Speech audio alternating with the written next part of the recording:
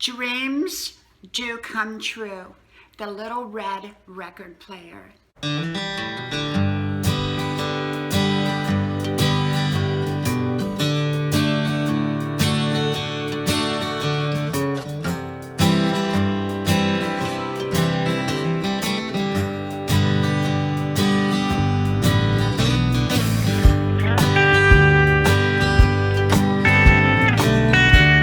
The Little Red Record Player, Dreams Do Come True. Hello, you all. I'm Diana Brianne, Stories from My Life. Well, you all know I love to tell little stories from my life, true stories. And this one goes back to when I was 5 years old. Well, I want to tell you too, I just got in from the gym and I did my workout. I did a full hour of aerobics and I did the elliptical and I did the machines, and earlier I did my 5-mile run. So not bad for 62 years old. But I got to thinking about this story on the way home from the gym, and I wanted to come home and just share this with you about dreams do come true. And for me, it involved a little red record player when I was 5 years old.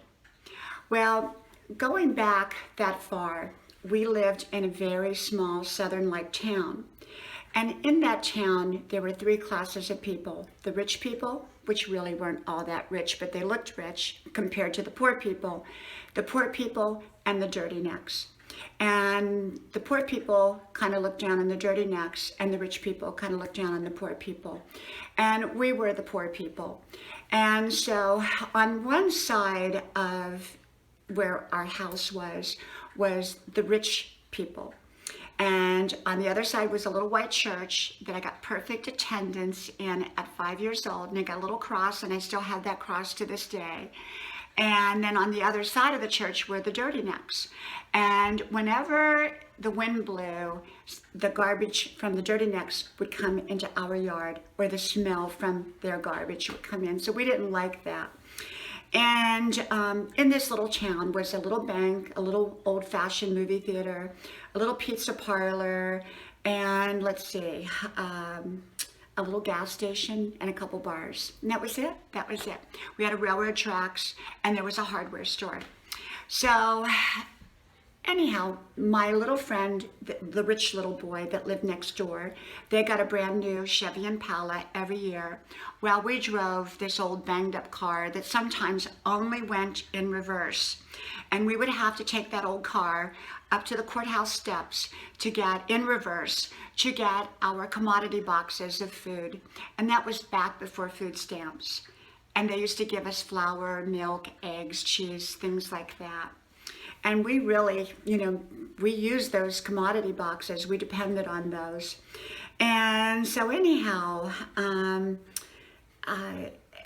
in that town was our school. We had a little school, and it wasn't a very big school. And the kindergarten was there. I was 5, and my little friend Kirby, he was 6, and he played with baby dolls.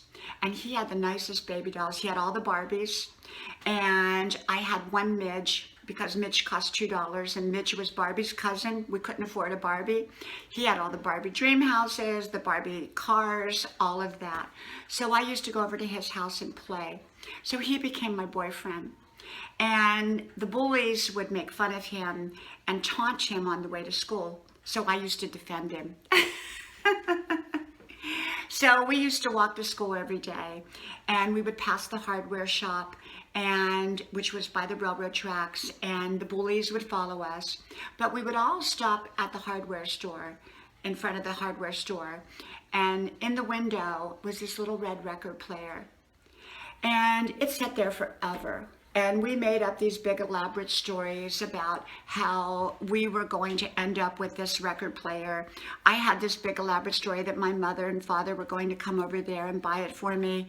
But the truth was we were too poor, and I knew that I would never get that. $20 was pretty big money back then, and that's what the record player cost. And so, this went on for months. And we all stopped, and that was the only time the bullies and us all got along. Kirby and I and the bullies got along, was talking about this red record player. So one day on the way home from kindergarten, the red record player was no longer in the hardware store window. And I was crushed. I was just crushed. My heart sank. I knew that we could not afford it. And I figured Kirby ended up with it. And at best, he would let me come over and listen to the music that he would play on it. So I was sobbing and I was crying. And as a 5-year-old, I felt like my life had just fallen apart. And so I ran home. And as I was opening up the old screen door, my mother was standing in the kitchen. And she looked at me and she said, "Why are you crying? Why are you crying?" I said, "They sold the red record player. Somebody got the little red record player." And she said, "Look over there." And on the kitchen table was that little red record player waiting for me. My mother and my father wanted to make my dream come true, and they did. Somehow they came up with the $20 to buy that little red record player, and one record had a little record about a duck that went quack, and I played that record over and over and over and over. But that was my first encounter with a dream coming true, a dream that I really, really wanted, a dream that I really, really wished for. And so dreams do come true. They came true for me at 5 years old, and they came true for me many times in life. So always remember, dreams do come true. Well, I wanted to share my story with you about the little red record player, and I hope you enjoyed it. Well, I hope you subscribe to my YouTube channel, and I hope to talk to you all soon again. So from my house to your house, God bless you. And until next time, I'll talk to you then. Bye-bye.